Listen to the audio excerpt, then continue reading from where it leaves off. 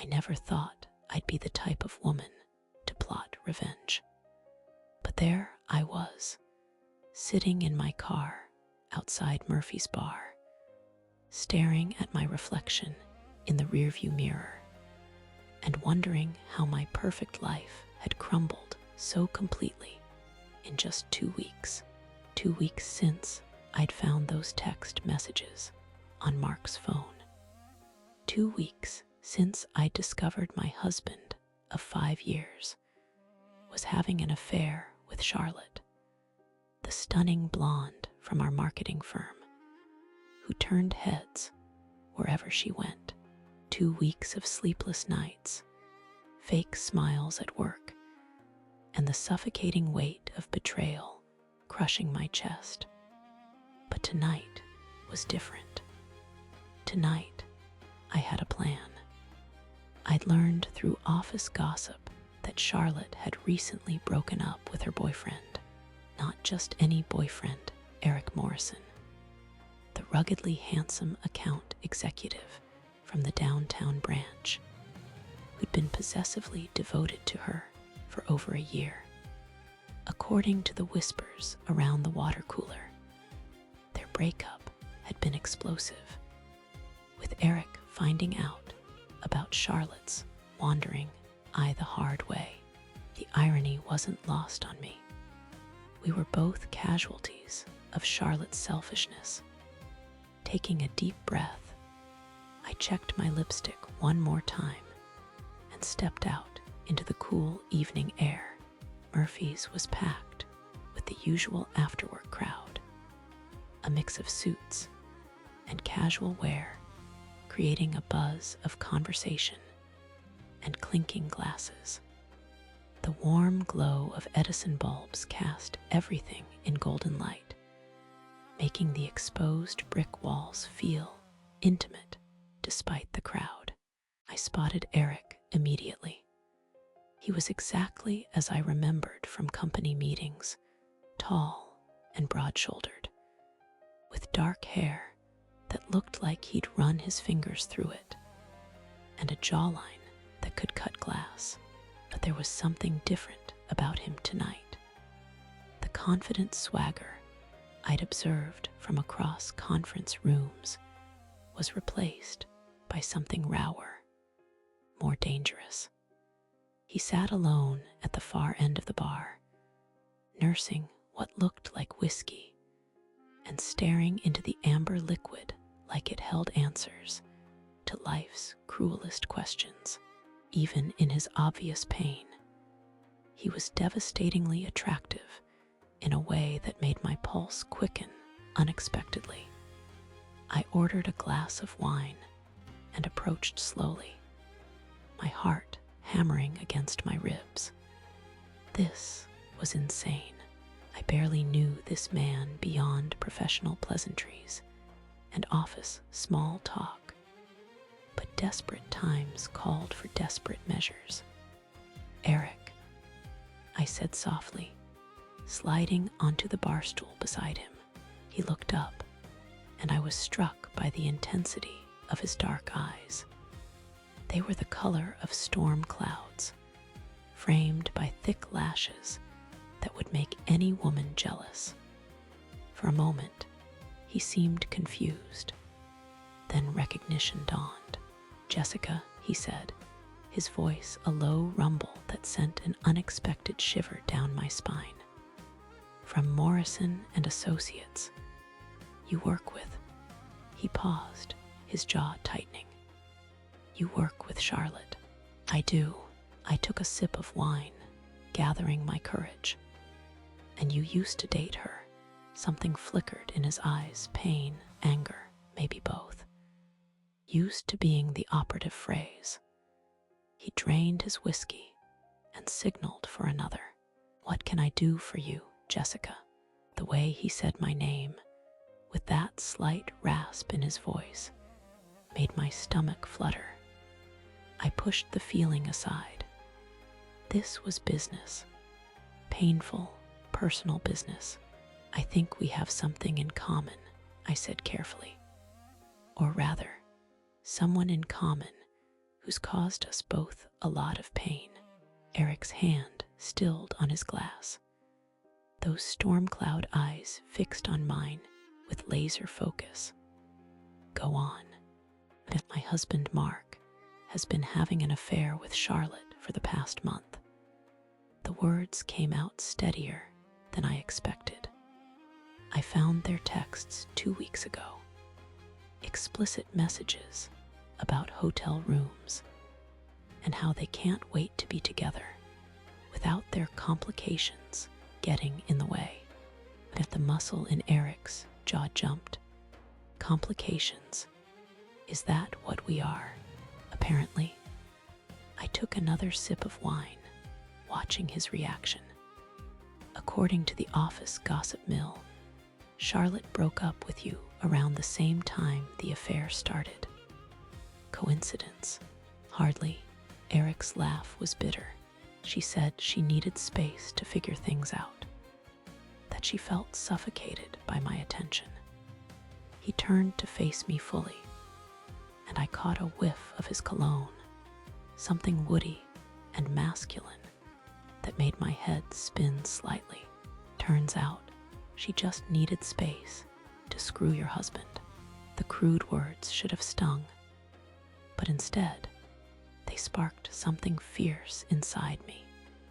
Here was someone who understood the betrayal, the humiliation, the way it felt to be discarded like yesterday's newspaper. They think they're so clever, I said, leaning closer. Sneaking around, stealing moments while we're none the wiser. But what if we turned the tables? Eric's eyes darkened with interest. What exactly are you suggesting, Jessica? At the way he said my name again, lower this time, almost intimate, made heat pool in my stomach. I blamed it on the wine and the intoxicating feeling of finally taking control. I'm suggesting we give them a taste of their own medicine.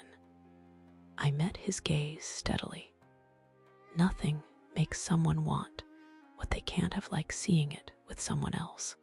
A slow smile spread across Eric's face, transforming his features from brooding to devastatingly attractive. Fake dating to make them jealous. Classic, not fake, I said, surprising myself with my boldness. Real dates, real chemistry, real enough that they believe it completely. Eric leaned closer, close enough that I could feel the warmth radiating from his body. His fingers brushed against mine on the bar, sending electricity shooting up my arm. And what happens when they come crawling back? I hadn't thought that far ahead, but looking into his intense eyes, feeling the magnetic pull between us, I found I didn't care about the future. For the first time in weeks, I felt alive. Then we'll decide if we want them, I whispered. Eric's thumb traced over my knuckles. Such a simple touch that shouldn't have affected me so powerfully. But it did. God, it did. This is dangerous, Jessica, he murmured, his voice rough with something that made my pulse race. Once we start this game, there's no telling how it ends. I looked at this beautiful, wounded man and felt something shift inside my chest. Maybe it was the wine. Maybe it was the revenge plot. Or maybe it was the way Eric was looking at me like I was the most fascinating woman in the world. I'm tired of playing it safe, I said. Safe got me a cheating husband and a broken heart. Maybe it's time to be dangerous. Eric's smile was pure sin. Then, let's give them something to really worry about. And to signal the bartender for another round. His fingers lingered against mine, just a moment longer than necessary. The touch was electric, forbidden, and absolutely intoxicating. I had come here looking for an ally in revenge. I hadn't expected to find someone who made my heart race and my carefully controlled world tilt on its axis. But as Eric's dark eyes held mine across the dim bar, I realized that maybe, just maybe, this dangerous game might be exactly what I needed. The next morning, I woke up with Eric's number in my phone and a plan that felt both thrilling and terrifying. Our first move would be subtle: a casual lunch at the trendy bistro across from our office building, where half our coworkers grabbed their midday meals. I chose my outfit carefully, a fitted burgundy dress that hugged my curves in all the right places, paired with heels that made my legs look endless. If I was going to play the part of a woman who'd moved on spectacularly, I needed to look the part. Eric was already waiting when I arrived, and my breath caught in my throat. He wore a charcoal gray suit that emphasized his broad shoulders, his dark hair slightly tousled in that effortlessly sexy way. When he saw me, his eyes lit up with genuine appreciation. "Jessica," he said, standing to pull out my chair. "You look absolutely stunning." The way he said my name sent shivers down my spine. This was supposed to be acting, but the heat in his gaze felt dangerously real. "Thank you," I murmured, hyper-aware of his hand on the small of my back as he guided me to the table by the window. Perfectly positioned for maximum visibility, we ordered wine with lunch, something I never did on workdays. But everything about this felt like breaking rules. Eric leaned across the small table, his attention focused entirely on me as I told him about my morning. So Charlotte actually had the audacity to ask if I was doing okay. "After seeing the divorce papers," I said, taking a sip of the crisp Sauvignon Blanc. Eric's jaw tightened. "She's got some nerve." "What did you tell her?" "That I'd never been better." I smiled, remembering Charlotte's confused expression, which, thanks to you, might actually be true. His fingers found mine across the table, thumb tracing gentle circles over my knuckles. Such a simple touch, but it made my pulse race. "Speaking of which," Eric said, his voice dropping lower, "marks at 3 o'clock. Don't look yet." My heart hammered against my ribs. Is he watching? Like a hawk, Eric's smile was wicked as he lifted my hand to his lips, pressing a soft kiss to my palm. He looks absolutely miserable. The kiss sent electricity shooting up my arm. I forced myself to laugh, as if Eric had said something charming, but the sound came out breathier than I intended. "Good," I whispered. "Let him wonder what he's missing." Eric's eyes darkened. "Trust me, Jessica, any man would wonder what he's missing with you." The sincerity in his voice made my chest tighten. This was supposed to be pretend, but the way Eric looked at me, like I was the most captivating woman he'd ever seen, felt achingly real. We kept up the performance throughout lunch, Eric's hand on my thigh under the table, his fingers brushing mine as we reached for our wine glasses simultaneously. The way he leaned in close to whisper observations about our targets, his breath warm against my ear. "Charlotte just walked in," he murmured, his lips nearly touching my earlobe. She's staring daggers at us. I turned slightly, catching sight of Charlotte's furious expression as she took in our intimate tableau. For the first time in weeks, I felt powerful. Perfect, I breathed, then made a split-second decision that surprised even me. I reached up and traced my fingers along Eric's jawline, letting my thumb brush over his sharp intake of breath told me the gesture affected him as much as it did me. "You're playing with fire, Jessica," he warned, but his hand covered mine, pressing my palm against his cheek. "Maybe I like the heat," I replied, surprised by my own boldness. The rest of lunch passed in a haze of charged glances and increasingly intimate touches. By the time we left, I was dizzy from more than just the wine. Our second performance came 3 days later at the company's monthly happy hour.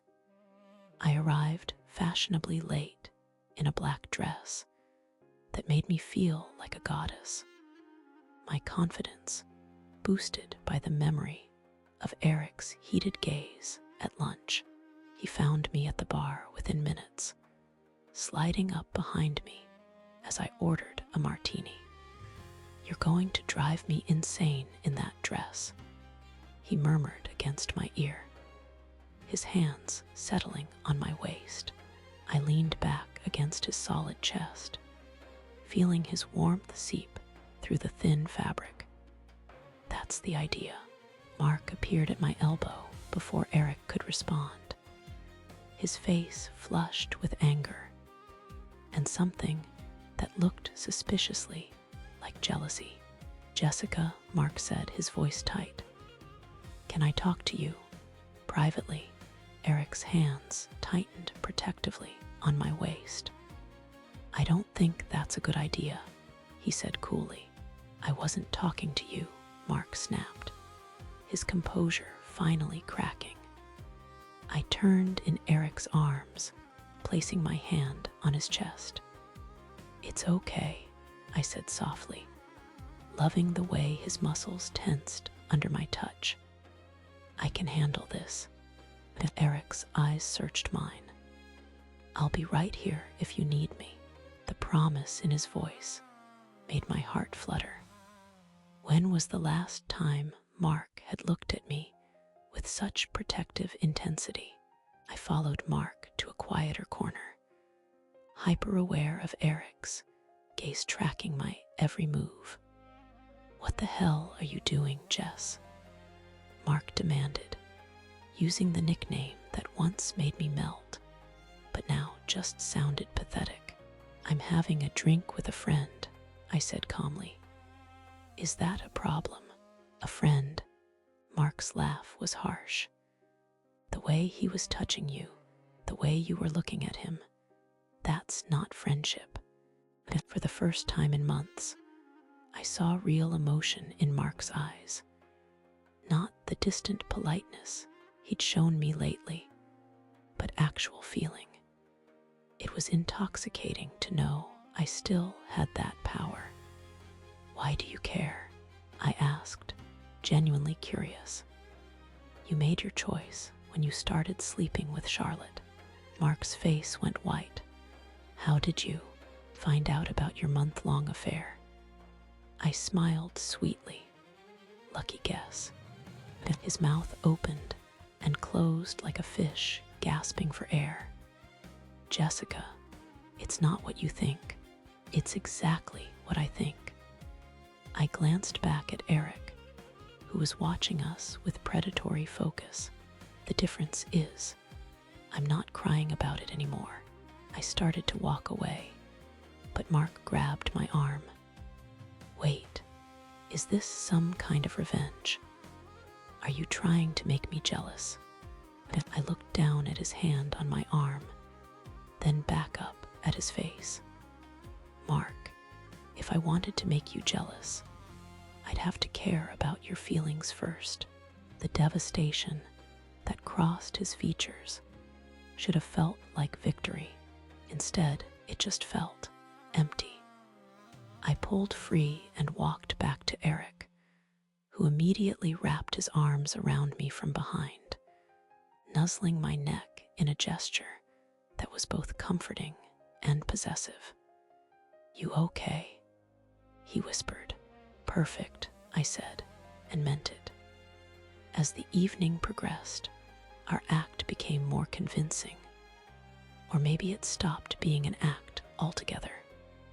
Eric's hands never left me, whether guiding me through the crowd with a palm on my lower back or playing with my fingers as we talked. Every touch felt necessary, addictive. When Charlotte finally approached us, her smile brittle and her eyes cold, I felt Eric tense behind me. "Jessica," she said with false sweetness, "you seem to be doing well." "Better than well," Eric said before I could respond, his arm tightening around my waist. "She's thriving." Charlotte's gaze flicked between us, her jaw clenching. "How nice for you both." After she stalked away, Eric spun me around to face him, his hands framing my face. "You were incredible," he said, his thumb tracing my cheekbone.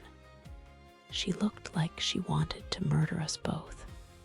I stared up into his dark eyes, feeling the world narrow to just the two of us despite the crowded room. "Eric, I know," he said softly. "This is getting complicated, isn't it?" Complicated didn't begin to cover it.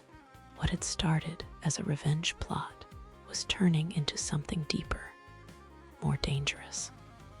The way Eric looked at me, touched me, made me feel like the most desirable woman alive. It was becoming impossible to tell where the performance ended and reality began. What would you do in my position? Tell me in the comments below. When the line between fake and real starts to blur, how do you know what your heart really wants? The corporate presentation room felt charged with electricity as Eric and I took our seats at the conference table. Word had spread quickly about our relationship, and I could feel the curious glances from colleagues as we seamlessly played our parts. Eric's hand found mine under the table during the quarterly review, his thumb tracing gentle circles on my palm. When I presented the Morrison account numbers, he watched me with such focused admiration that even our boss commented on our dynamic partnership. "You two make quite the power couple," Director Williams said with a knowing smile. "That kind of synergy is exactly what this company needs." I felt Eric's fingers squeeze mine, and when I glanced at him, his eyes held a pride that seemed far too genuine for our charade. After the meeting, Charlotte cornered me by the elevator, her perfectly manicured nails tapping against her tablet. "This little show you're putting on," she said, her voice low and venomous. "It's pathetic, Jessica. Everyone knows. You're just trying to make Mark jealous. Is it working?" I asked sweetly, watching her face flush. "Mark doesn't care about your desperate attempts at..." Actually, Eric's voice cut through her words as he appeared beside me. "Mark called me yesterday, wanted to know how serious Jessica and I were getting." His arm slipped around my waist, pulling me closer. I told him very serious. Charlotte's composure cracked for just a moment before she forced that brittle smile back into place. "How wonderful for you both." As she clicked away on her heels, Eric leaned down to whisper in my ear, "Champagne. I think we've earned it." The executive lounge buzzed with after-work energy, but Eric secured us a quiet corner table overlooking the city skyline. The Dom Perignon he ordered was definitely beyond our usual celebration budget, but tonight felt different, significant. To successful manipulations, he said, raising his glass, and unexpected partnerships, I added, clinking my flute against his. The champagne was perfect, crisp, effervescent, making everything feel heightened and magical. Eric had loosened his tie, and in the golden light filtering through the windows, he looked devastating. You were incredible in there, he said, his eyes never leaving mine. The way you handled that presentation, then Charlotte. Mark was an absolute fool to let you go. Something in his tone made my breath catch. This wasn't part of our act. We were alone. No audience to convince. Eric, I started, but he leaned forward, his hand covering mine on the small table. I mean it, Jessica. You're brilliant, beautiful, strong. How did he not see what he had? The champagne was making me brave, reckless. Maybe he saw exactly what he had and decided it wasn't enough. Then he's an idiot, Eric said fiercely. Any man would be lucky to have you. And we finished 2 bottles, talking about everything except our exes. Eric told me about his photography hobby, how he loved capturing candid moments when people thought no one was watching. I shared my secret dream of opening my own consulting firm, something I'd never even told Mark. By the time we left the lounge, the sun was setting, painting the sky in shades of amber and rose. The champagne had left me feeling weightless, giddy, hyper-aware of every brush of Eric's hand against mine as we walked. My apartment's just a few blocks away, he said as we reached the street. Want to continue celebrating? I should have said no. Should have gone home, taken a cold shower, remembered this was all pretend. Instead, I found myself nodding. Eric's apartment was exactly what I'd expected: modern, minimal, with stunning black and white photographs covering the walls. Wine glasses from our previous encounters sat in his dishwasher, and seeing them there, in his private space, made everything feel suddenly real. Did you take these?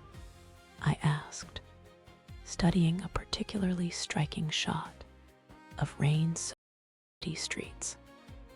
Most of them, he said from the kitchen, where he was opening another bottle of wine. I like capturing moments when people think no one's watching, when they're most themselves. He handed me a glass of red wine, something rich and complex that probably cost more than my usual grocery budget. The domestic intimacy of the moment hit me like a physical force. To being ourselves, I said, raising my glass. To being ourselves, he echoed, but his eyes held an intensity that made my pulse quicken. We settled on his leather couch, the city lights twinkling beyond his floor-to-ceiling windows. The wine was making everything feel dreamlike, suspended in time. Can I ask you something? Eric said, turning to face me fully. When did you know your marriage was over? I took a long sip of wine, considering. When I stopped being surprised by his indifference, when I realized I was more excited about grocery shopping than coming home to him. Charlotte used to criticize everything, Eric said quietly. My photographs, my clothes, the way I laughed too loud at movies. I started editing myself around her, becoming this muted version of who I really was. And now, I asked, now I feel like myself again, he said, his gaze holding mine. Especially with you, the air between us shifted, becoming charged with possibility. Eric set down his wine glass and moved closer, his hand coming up to cup my cheek. Jessica, he said softly, this stopped being about revenge for me days ago. My heart hammered against my ribs as he leaned closer, his thumb tracing my jawline. Eric, we shouldn't. Tell me you don't feel it too, he whispered, his forehead resting against mine. Tell me this is still just pretend for you. I couldn't. Because the truth was, every touch, every glance, every moment we'd shared had felt more real than anything I'd experienced in years. When his lips finally met mine, it was nothing like our public displays. This was hungry, desperate, months of loneliness and neglect dissolving into pure need. His hands tangled in my hair as I pulled him closer, tasting wine and want, and something that felt dangerously like forever. You're incredible, he murmured against my lips.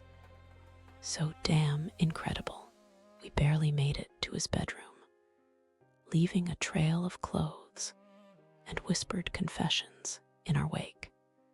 In the darkness, with the city lights painting patterns on his ceiling, Eric traced every curve of my body like he was memorizing me. I haven't felt alive like this in so long. I breathed as he kissed my collarbone, my shoulder, the sensitive spot behind my ear. Neither have I, he said, pulling back to look at me with such tenderness it made my chest ache. You're beautiful, Jessica. So beautiful. Afterward, we lay tangled in his sheets, my head on his chest, listening to his heartbeat slow. His fingers combed through my hair as we talked about our dreams, our fears, our terrible exes who had brought us together in the most unexpected way. No regrets, he asked as dawn began to creep through his blinds. No regrets, I whispered. But even as I said it, reality was starting to seep in around the edges of our perfect bubble, because morning had a way of making everything complicated. And as I lay there in Eric's arms, I couldn't help but wonder, were my feelings real? Or was I just so desperate to feel wanted that I'd confused great sex? Deeper, only time would tell if this was love, or just the most beautiful rebound of my life. I woke up to the sound of Eric's shower running, his arms still draped across my waist, even in sleep. The morning light felt harsh against my skin, reality creeping back in with each passing minute.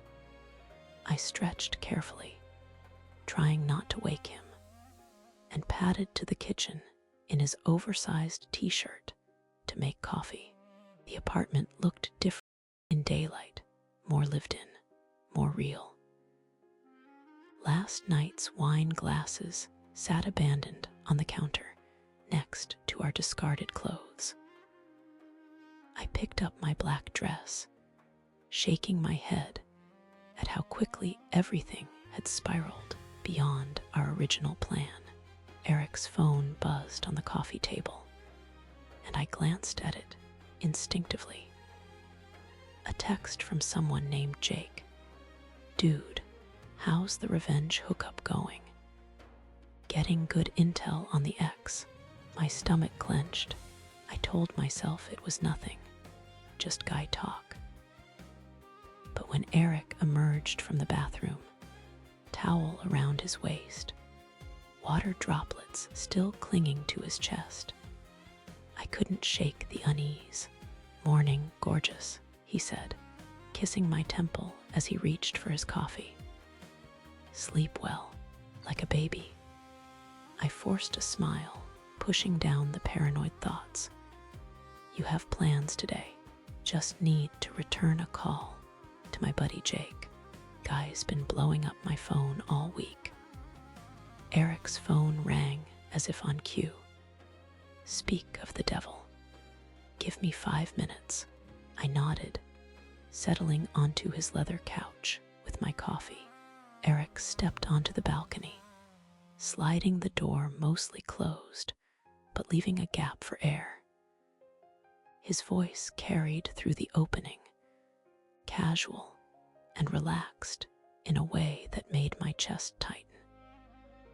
"Jake, man, finally. Yeah, the plan's working perfectly." I told myself not to listen, but his words drew me in like a magnet. "Dude, you should see her.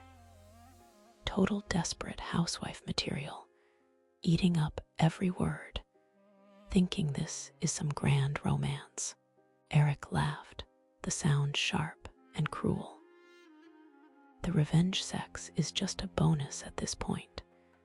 She's so starved for attention. It's almost too easy." The coffee mug slipped from my hands, shattering against the hardwood floor. Hot liquid splashed across my bare legs, but I barely felt the burn.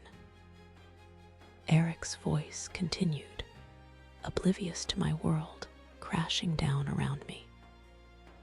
"Trust me, by the time I'm done with her, both her cheating husband and that Charlotte bitch will be begging for mercy. Jessica thinks she's playing me, but she has no idea who she's dealing with." I couldn't breathe, couldn't think. Every tender word from last night, every gentle touch, every whispered confession, all of it a lie, just another game, another manipulation. I gathered my clothes with shaking hands, dressing quickly as Eric's laughter echoed from the balcony. The bathroom mirror reflected a stranger back at me, wild hair, smudged makeup. The aftermath of what I'd thought was the most honest night of my life. By the time Eric returned, I was fully dressed, purse in hand. "Leaving already?" He seemed genuinely disappointed, which made it worse somehow. I was hoping we could grab breakfast, maybe discuss our next move with the Charlotte situation. "I need to get home," I managed, not trusting myself to say more. "Mark will be suspicious if I'm gone too long." Of course. Eric's smile was warm, concerned. Oscar-worthy performance. "Text me later. We should coordinate our story for Monday." I nodded and fled. The drive home was a blur of tears and rage. How could I have been so stupid, so desperate for connection, that I'd mistaken manipulation for genuine feeling? Eric was right about one thing. I was pathetic. Mark was in the kitchen when I walked in, still in yesterday's clothes. His expression shifted from suspicion to something darker when he saw my state. "Rough night with the girls." His tone was deceptively casual. Something like that. I moved toward the stairs, desperate for a shower and the sanctuary of our bedroom. Interesting. Mark's voice stopped me cold. "Because Charlotte mentioned you weren't at dinner last night. In fact, she seemed to think you were with Eric." My blood turned to ice. "Charlotte doesn't know what she's talking about, doesn't she?" Mark pulled out his phone, swiping to his photo gallery. Because Eric sent you some very interesting pictures last night. Pictures you apparently forgot to delete before connecting to our shared iCloud. The photos filled his screen, intimate shots Eric had taken of me in his bed. My hair spread across his pillow, his hands on my skin. My face was clearly visible in several of them, along with timestamps that proved exactly when and where they were taken. Jesus, Jessica. Mark's voice cracked with something between fury and hurt. I knew you were angry about Charlotte, but this is nuclear. Mark, I can explain. Explain what? That you've been screwing my colleague to get back at me. That you've been parading around the office like some scorned wife while playing house with Eric behind my back. His words hit like physical blows. The irony wasn't lost on me. Mark, who'd been cheating for months, was devastated by my betrayal, but seeing his pain, even knowing what he'd done, made my stomach twist with guilt. You want to talk about betrayal? I found my voice, my anger cutting through the shame. You've been fucking Charlotte for a month, Mark. A month of lies and sneaking around and making me feel like I was losing my mind. That's different, but his conviction wavered. How is it different? Before Mark could answer, my phone buzzed with a text from Charlotte. We need to talk. Monday, conference room become alone. Mark saw the message over my shoulder. She knows. Apparently everyone knows. The weight of it all crashed down on me. Eric's betrayal, Mark's affair, Charlotte's threats. I was drowning in a web of deception I'd helped create. My phone rang. Eric's name flashed on the screen, and Mark's jaw clenched. Answer it, he said quietly. Put it on speaker. With trembling fingers, I accepted the call. Jessica, you left so quickly this morning. Eric's voice filled the kitchen, intimate and concerned. I was worried I said something wrong. Last night was incredible. I meant everything I told you. Mark's face went white, then red with fury. I ended the call without responding. Incredible, Mark repeated, his voice hollow. Well, at least one of us is having fun in this marriage. He left the kitchen without another word, leaving me alone with my shattered phone and the devastating realization that everyone, Eric, Charlotte, even Mark, had been playing games, while I'd been desperately searching for something real.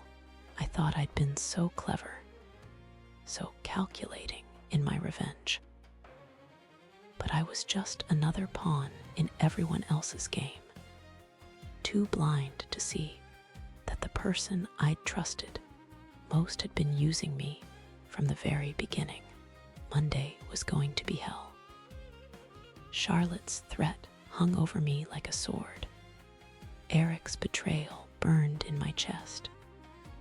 And Mark's hurt was adding guilt to my growing list of emotions I couldn't process. I'd wanted revenge, but all I'd gotten was a masterclass in how thoroughly I could destroy my own life. Monday arrived like an executioner's blade. The company's annual gala was tonight, and Charlotte's threat from Friday felt like a noose tightening around my neck with every passing hour. I'd spent the weekend in a haze of wine and self-recrimination. Mark sleeping in the guest room while I replayed every moment with Eric. searching for signs I'd missed. His tender words after we made love, the way he'd held me, had any of it been real? The ballroom at the Riverside Hotel glittered with crystal chandeliers and forced corporate cheer. I smoothed my emerald silk dress, the one Mark used to say brought out my eyes. Now it felt like armor I desperately needed. Eric spotted me immediately across the room. He looked devastatingly handsome in his midnight blue tuxedo. That same crooked smile that had melted my defenses, now making my stomach turn. He started walking toward me, but Mark appeared at my side first. "We need to talk," Mark said quietly, his hand possessive on my lower back. All of us. Before I could respond, Eric reached us, his cologne triggering unwanted memories of tangled sheets and whispered promises. "Jessica," his voice was warm honey over broken glass. "You look breathtaking." Mark. The chill in his tone could have frozen champagne. Mark's jaw tightened. "I bet she does. Tell me, Eric, do you make it a habit of seducing other men's wives? Or was Jessica just a special case?" The nearby conversations quieted. I felt eyes turning toward us, colleagues sensing drama unfolding. Eric's smile turned predatory. "I don't seduce anyone, Mark. Sometimes people just recognize what they're missing at home." The words hit Mark like a physical blow. His face flushed red, but Eric wasn't finished. "Besides, it's not like you were exactly faithful yourself. Charlotte's been very informative about your afternoon activities." My blood turned to ice. Charlotte. Of course, she'd been feeding Eric information, probably enjoying every twisted detail of her puppet show. Mark's composure cracked. "You son of a gentleman." Charlotte appeared like smoke, stunning in black silk that clung to every curve. Her smile was pure poison as she slid her arm through Eric's. "Such a lovely evening for revelations, don't you think?" The pieces clicked into place with devastating clarity. Charlotte's smug confidence, Eric's calculated cruelty. They'd been playing me from multiple angles. "How long?" I asked, my voice barely above a whisper. Charlotte tilted her head innocently. "How long what, Jessica? How long have you two been texting? Planning this?" My voice grew stronger, fueled by a rage that was building like a wildfire. "When did you reconnect, Charlotte? Before or after I slept with him?" Eric's mask slipped for just a moment, revealing something cold and calculating underneath. "Jessica, you're being dramatic." "Am I?" I laughed, the sound bitter and sharp. "Let me guess. Charlotte told you about Mark's affair. Suggested I'd be easy pickings for revenge." Desperate housewife material. Wasn't that the phrase you used? The color drained from Eric's face. Around us, more heads were turning, sensing the explosion about to detonate. Charlotte's smile widened.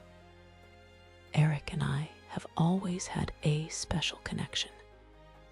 Even when we were apart, we stayed in touch. When I mentioned Mark's little indiscretions, well, Eric was more than happy to help balance the scales by using me." The words came out flat, emotionless. Inside, I was screaming. Mark stepped closer, his anger now directed entirely at Eric. "You manipulative bastard.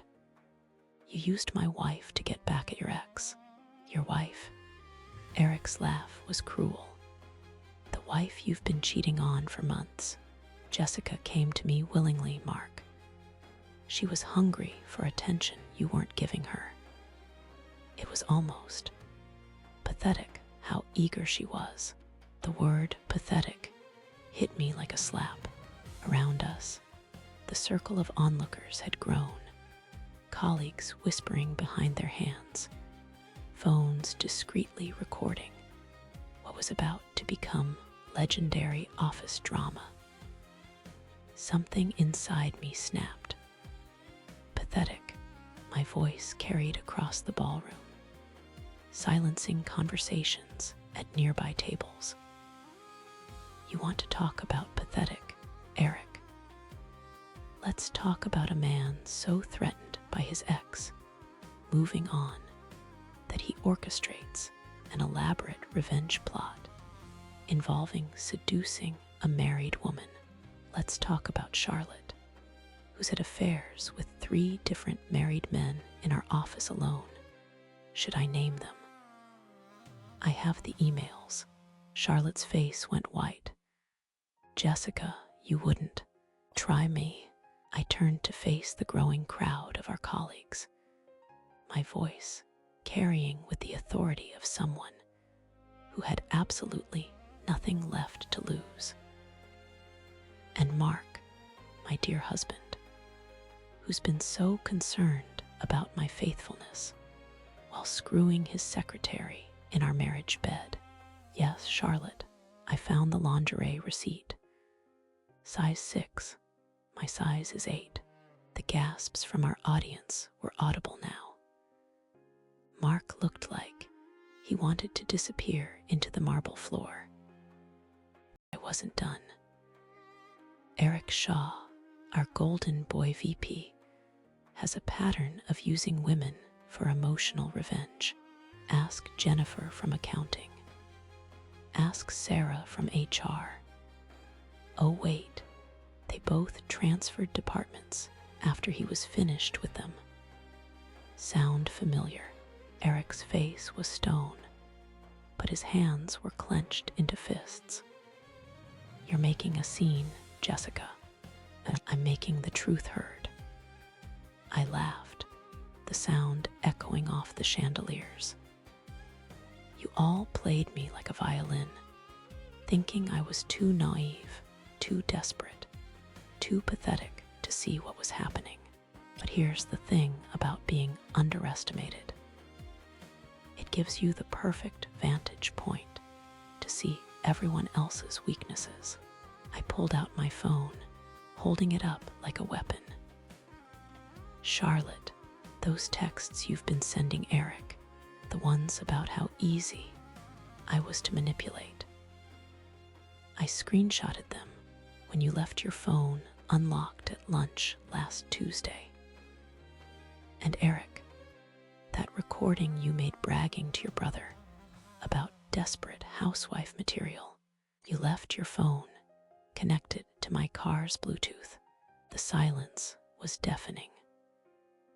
Charlotte's perfect composure cracked. Eric's calculated charm dissolved.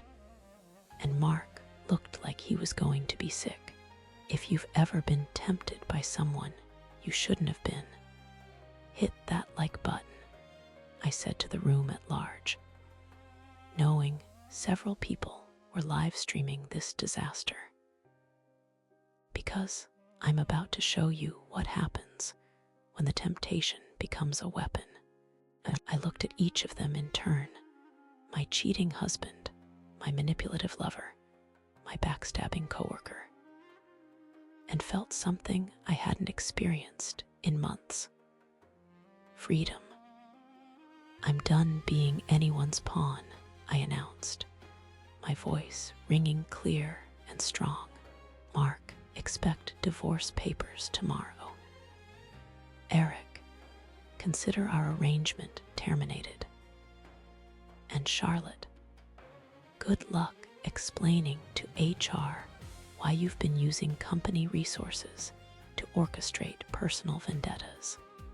The crowd parted as I walked toward the exit, my heels clicking against marble with the rhythm of someone who finally knew exactly where she was going.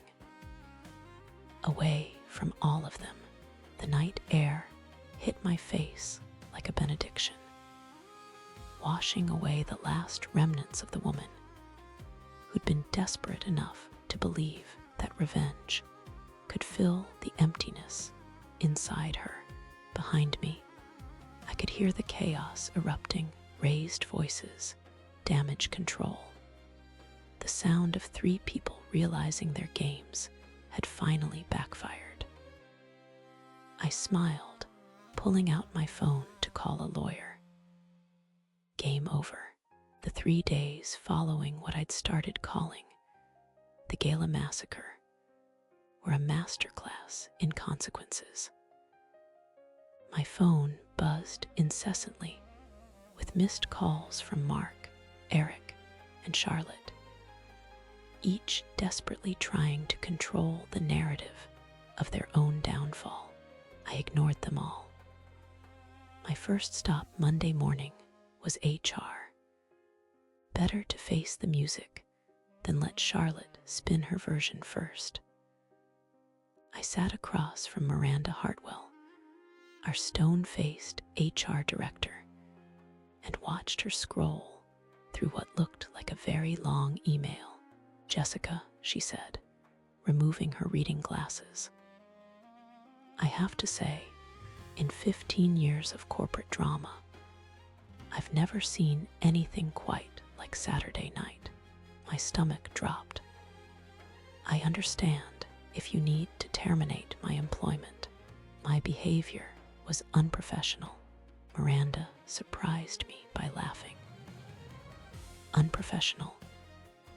You exposed a pattern of workplace harassment, documented evidence of an affair that was creating a hostile work environment, and revealed that Charlotte has been using company time and resources for personal vendettas." She leaned back in her chair. "Half the office has been complaining about the toxic atmosphere those 3 created for months. You didn't cause the problem, Jessica. You solved it." I blinked. "So I'm not fired." Charlotte tendered her resignation this morning. Apparently, several clients witnessed her meltdown on social media. Miranda's expression turned serious. "Eric is being transferred to the Phoenix office, effective immediately. And Mark requested a leave of absence to work on personal issues." The relief was overwhelming. I wasn't losing my career over their games, but Mark wasn't giving up that easily. Tuesday evening, he showed up at my apartment with flowers, and the kind of desperate energy I'd never seen from him before. I almost didn't open the door, but curiosity won. "Jess, please." He looked terrible, unshaven, rumpled suit, eyes red-rimmed. "We need to talk." "There's nothing to say, Mark." I kept the chain lock engaged. "My lawyer will handle everything. I made a mistake." His voice cracked. "The biggest mistake of my life." Charlotte meant nothing. It was just excitement, novelty. I was an idiot. I studied his face through the gap in the door. For months, I'd longed to see this emotion from him, this passion. Now it just looked pathetic. "You're right," I said quietly. "You were an idiot, but not for the reason you think." "Then help me understand. Tell me how to fix this." "You can't." I felt surprisingly calm. "You didn't make a mistake, Mark. You made a choice.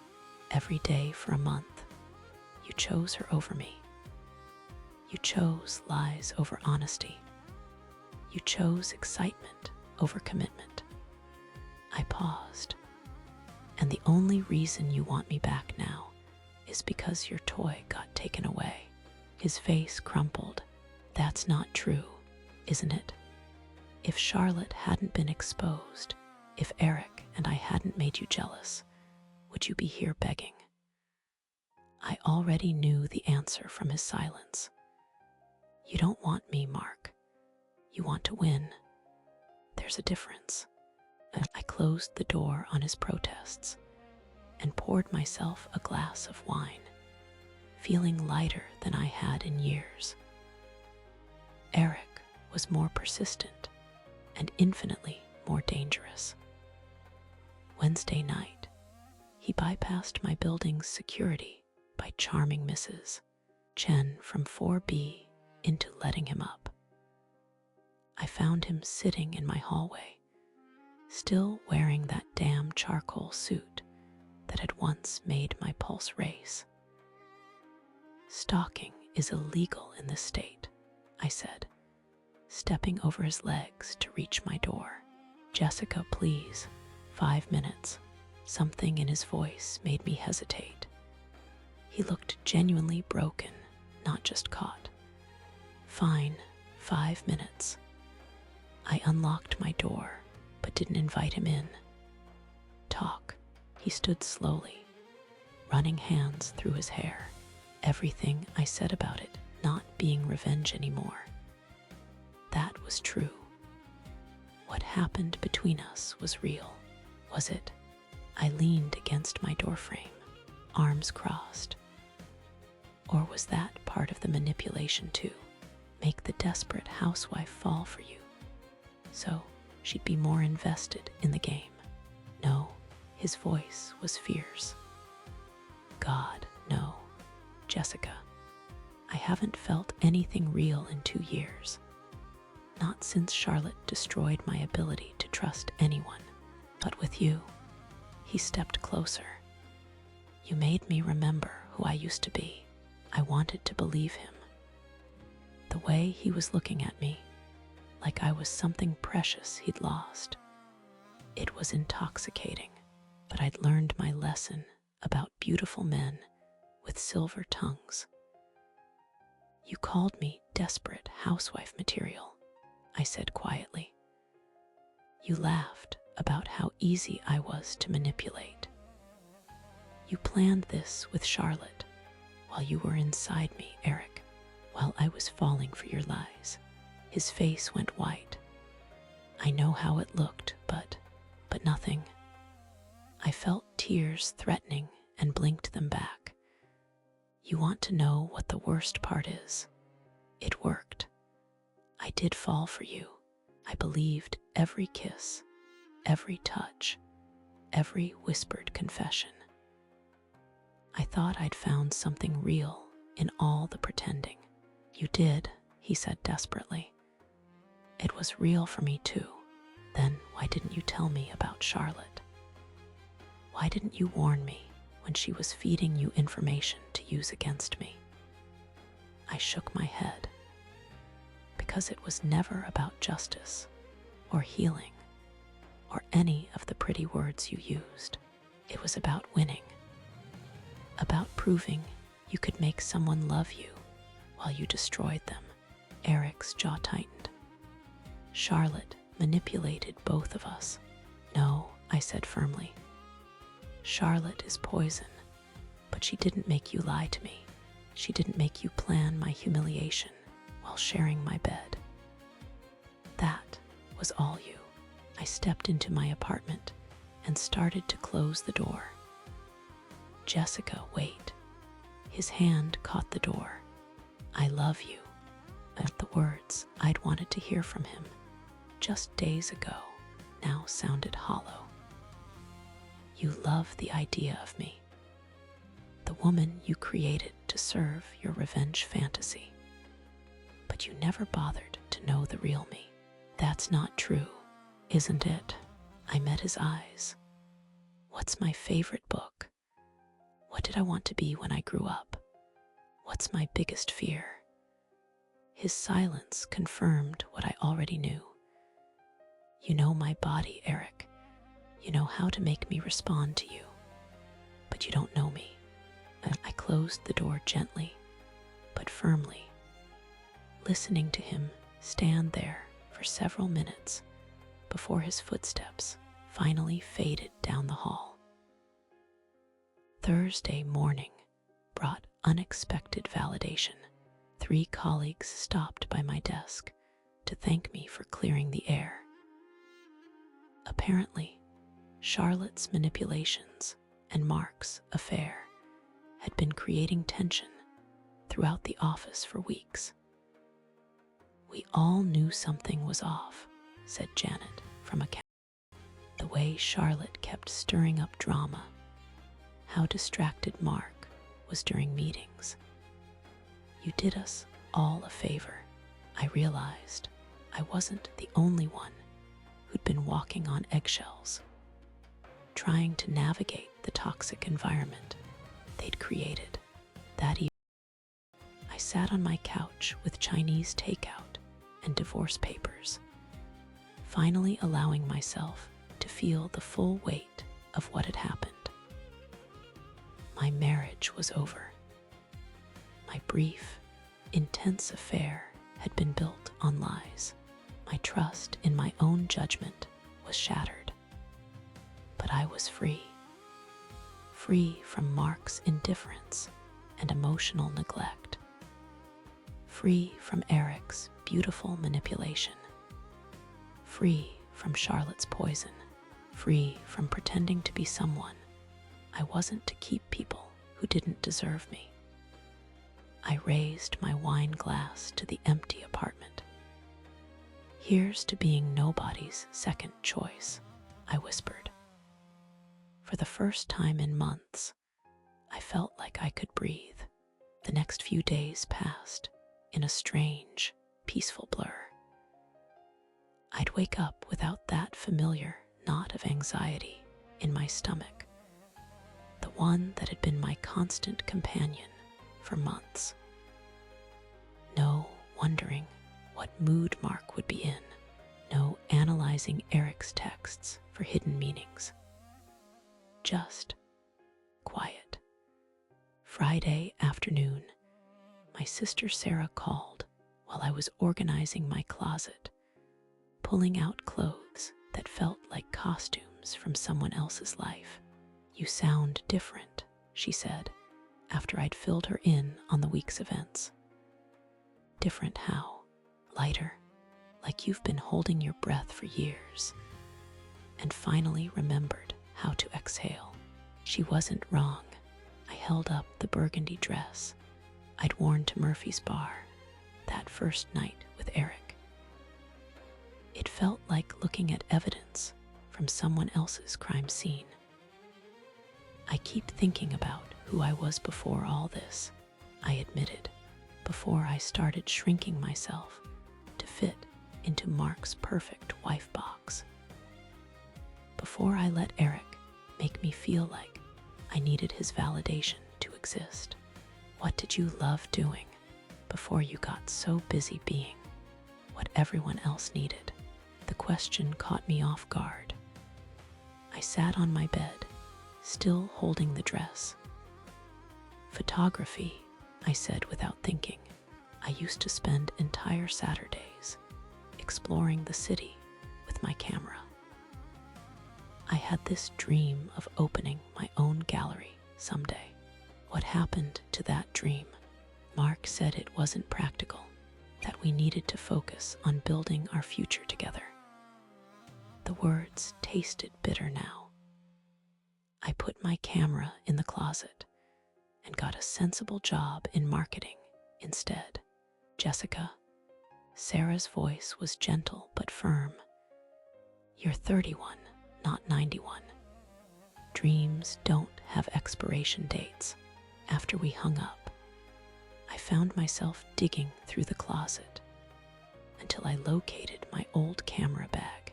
The Canon 5D still felt perfect in my hands, familiar, and right in a way nothing had for years. Monday brought an unexpected email from Rebecca Martinez, a former colleague who'd moved to Portland to start her own creative agency. Jessica, I heard through the grapevine that you might be looking for a change. I've been thinking about expanding into lifestyle and portrait photography for our clients. Would you be interested in discussing a position? Portland's amazing for photographers. The light here is incredible. I stared at the email for 20 minutes. Portland, a city where nobody knew about my messy divorce or my spectacular revenge plot, where I could be Jessica the photographer, not Jessica the betrayed wife or Jessica the manipulated mistress. That evening, as I researched Portland neighborhoods and photography studios, Mark appeared at my door again. This time, he was holding an enormous bouquet of white roses, my favorite, though he'd forgotten that detail for the last 3 anniversaries. Jess, please.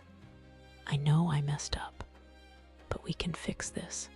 I've been thinking about us, about what we had. I looked at him through the chain. This man I'd once thought I'd spend my life with. He looked desperate, hollow-eyed, like he'd been living on coffee and regret. What did we have, Mark? I asked quietly. He fumbled for words. We were good together. We fit. I fit into your life, you mean?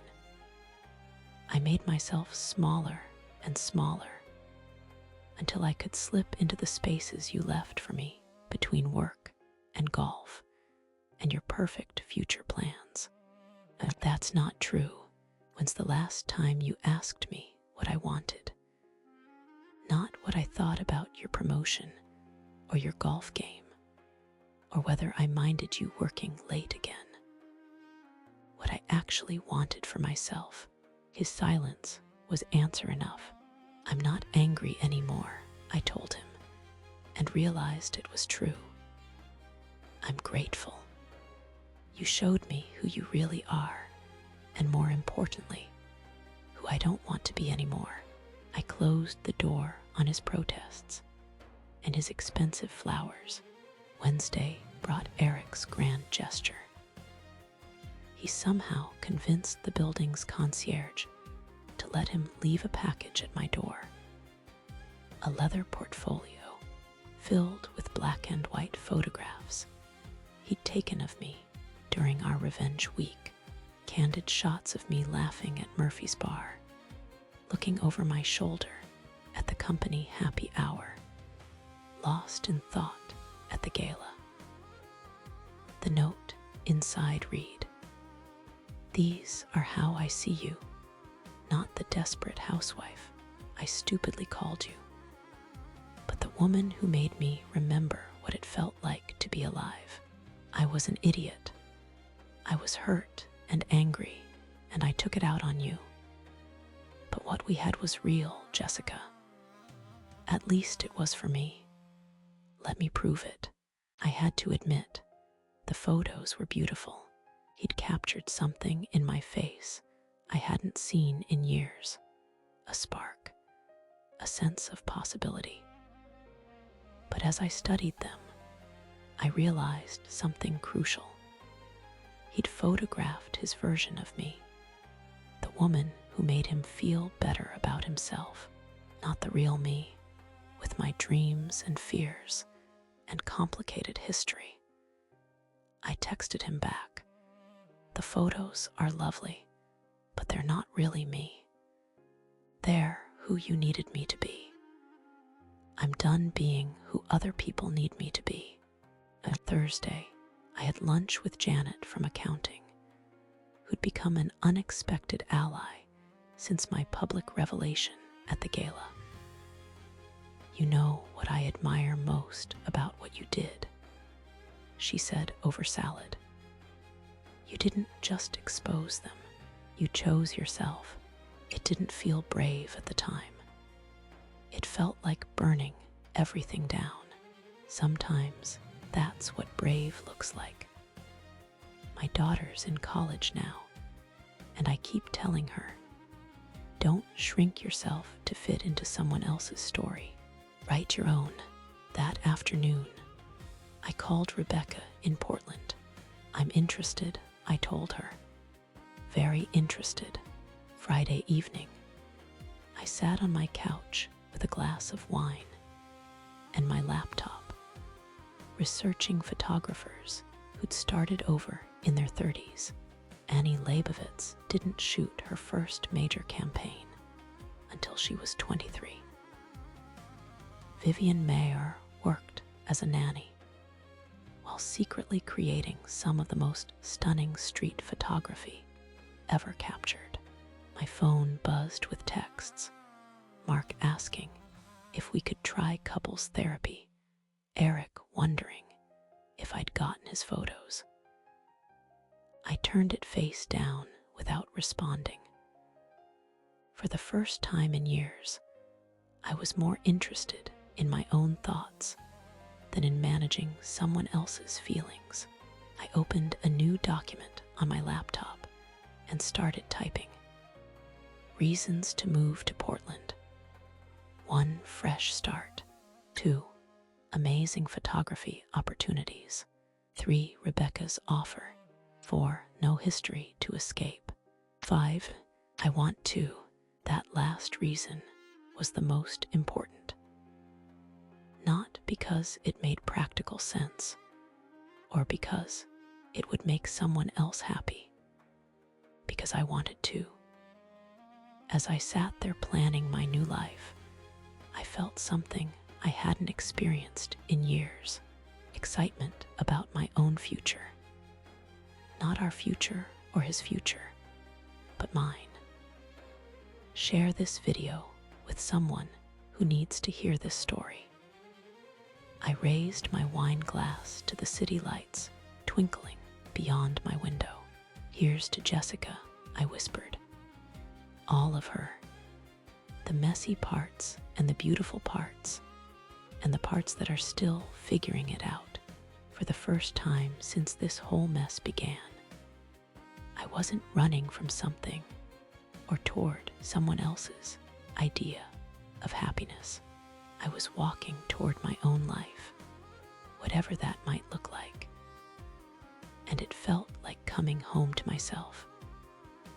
6 months later, I stood in the bathroom of the grand ballroom at the Riverside Hotel, adjusting the emerald green dress I'd bought specifically for Charlotte's cousin's wedding.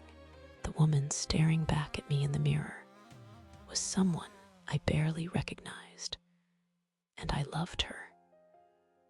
My hair was shorter now, a sleek bob that framed my face in a way that made me feel powerful.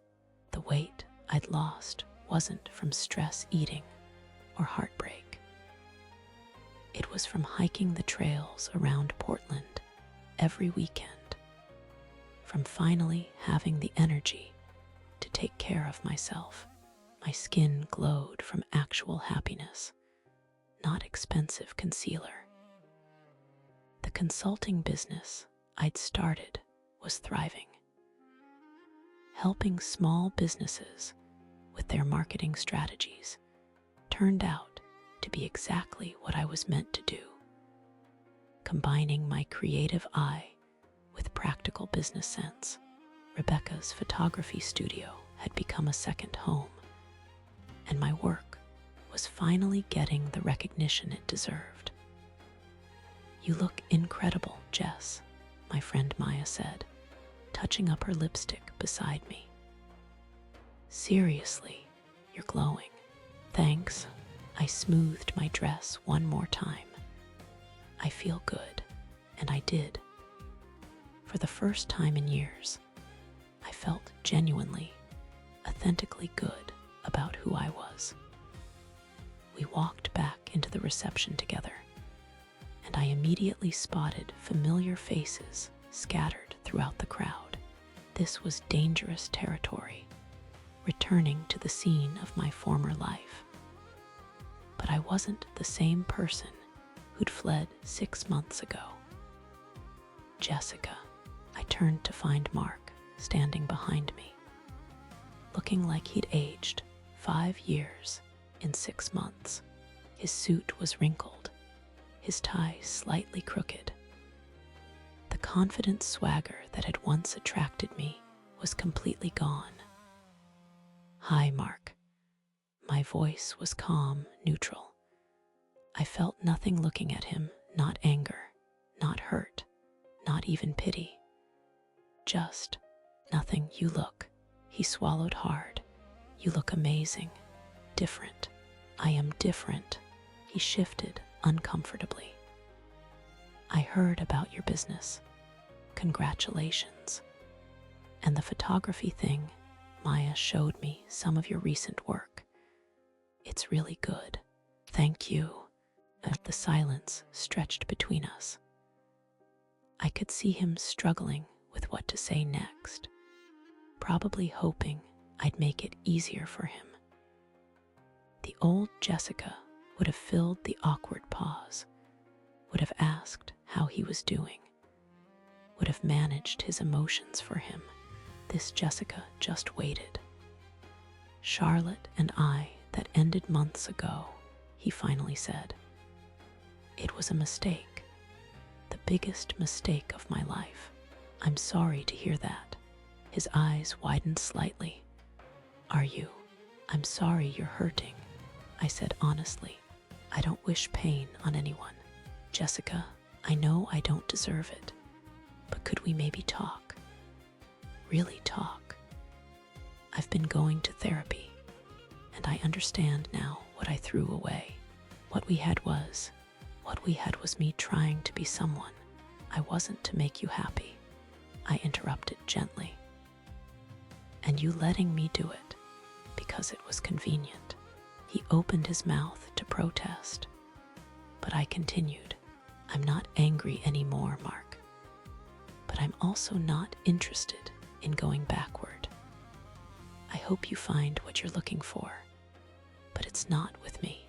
I squeezed his shoulder briefly, a gesture of closure, not reconciliation, and walked away. The band was playing something slow and romantic when I felt another presence beside me at the bar. Well, Jessica Morrison. Eric's voice was exactly the same. That low rumble that had once made my knees weak.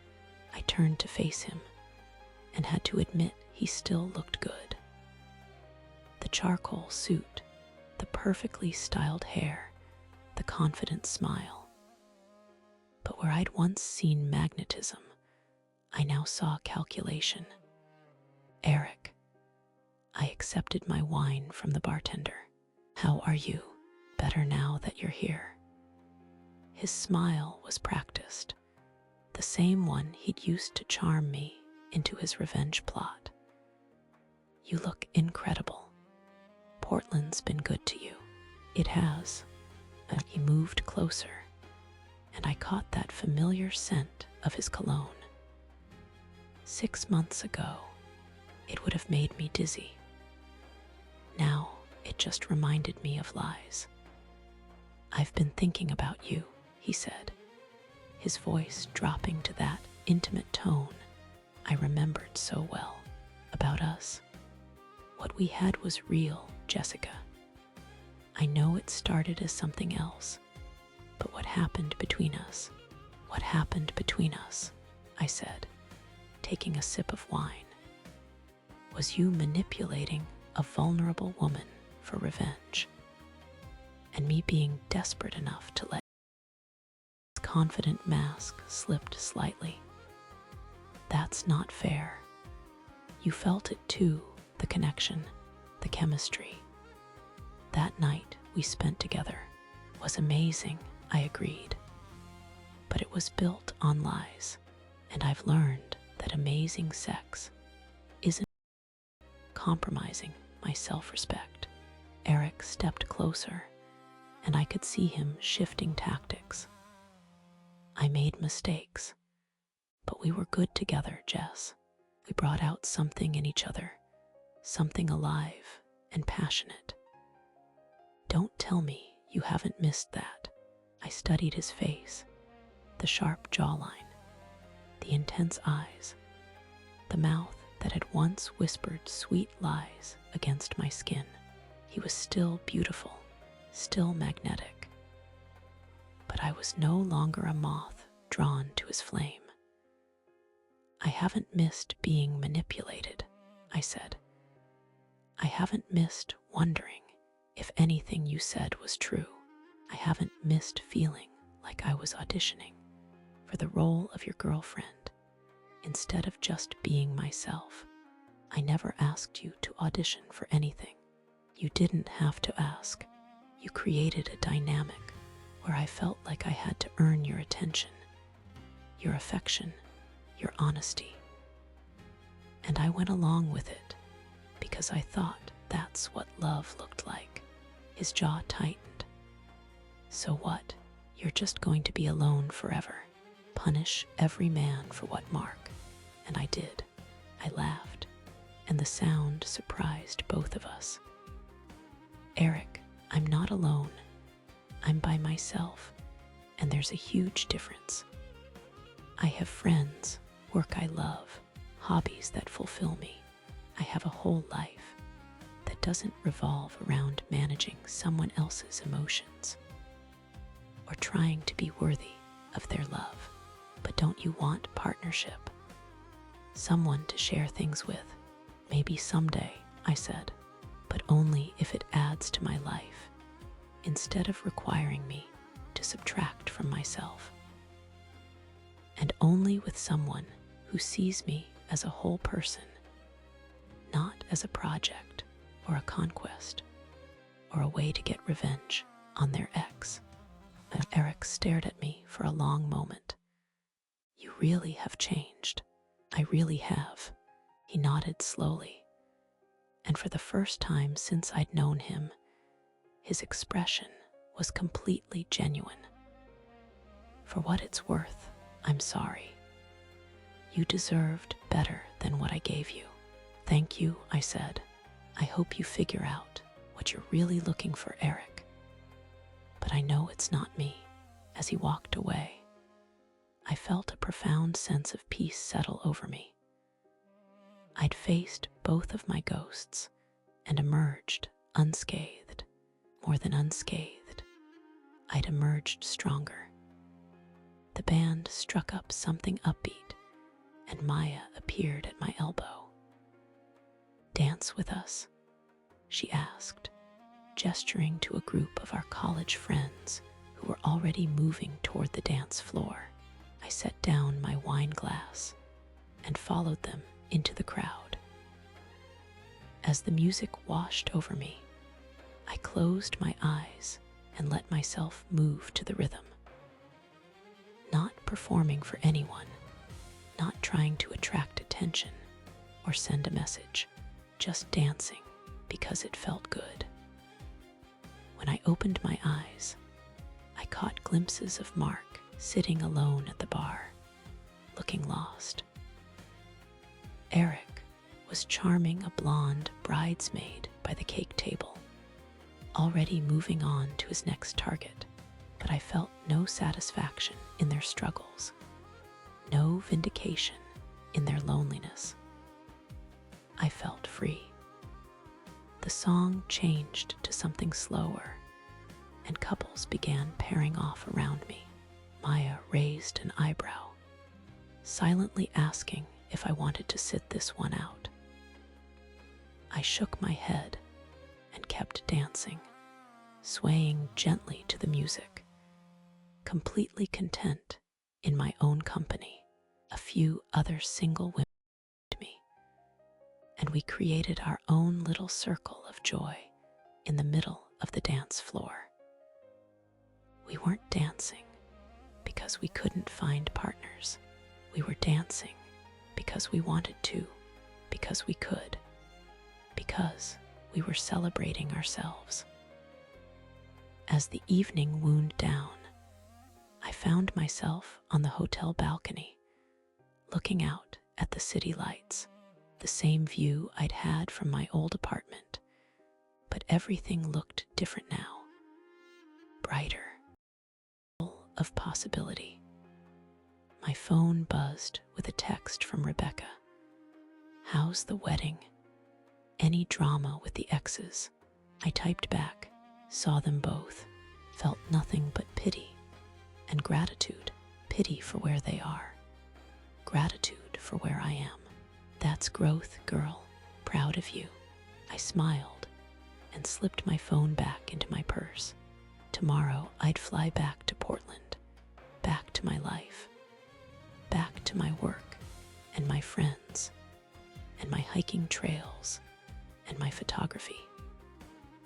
Back to the woman I'd become when I finally stopped trying to be what everyone else wanted. I'd learned that happiness wasn't about finding the right person to complete me. It was about becoming whole enough on my own that I didn't need completing. And maybe someday, if the right person came along, someone who saw my wholeness as a gift rather than a threat, I'd choose to share that happiness. But for now, I was choosing myself, and it was the best decision I'd ever made. As I walked back through the ballroom one last time, I caught my reflection in the mirror-lined wall. The woman looking back at me was radiant, confident, at peace. She was everything I'd always had the potential to be, once I stopped letting other people define my worth. She was Jessica, all of her, and she was exactly who she was supposed to be.